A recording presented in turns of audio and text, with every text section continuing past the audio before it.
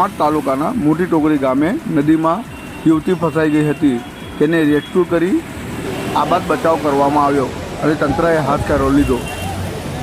છોટાઉદેપુર જિલ્લામાં ઉપરવાસમાં મધ્યપ્રદેશમાં ભારે વરસાદને પગલે છોટાઉદેપુર જિલ્લામાંથી પસાર થતી નદીઓમાં પૂર જેવી સ્થિતિ છે।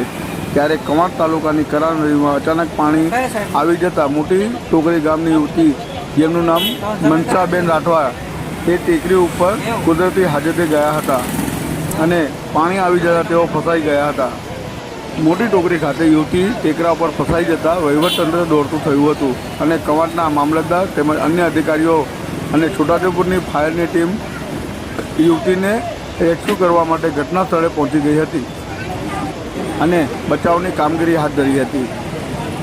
મિનિમમ 3.5 કલાકની જહેમત બાદ છોટાઉદેપુર ફાયરની ટીમ અને સ્થાનિક તરવૈયાઓ દ્વારા યુવતીને રેસ્ક્યુ કરી બચાવી લેવામાં આવી હતી અને તંત્રએ હાથ કર્યો લીધો હતો।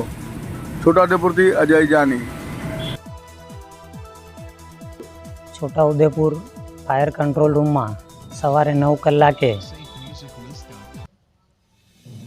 મોટી ટોકરી ગામે એક છોકરી શૌચક્રિયા માટે ગયેલ હતી। તે નદીમાં ફસાઈ ગયેલ છે તેવો મેસેજ મળતા તાત્કાલિક અમો ઘટના સ્થળે પહોંચી અને રસ્સા તથા લાઈફ બોય જેકેટ તથા એરક્રાફ્ટની મદદથી છોકરીને સહી સલામત બહાર કાઢેલ છે।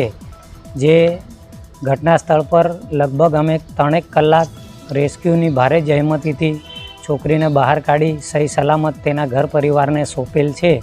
છોકરીનું નામ છે રાઠવા મનસાબેન મહેન્દ્રભાઈ। આપનું નામ? Hitendra Kumar Rameshbhai Limchiya, fire and emergency service, Chhota Udepur.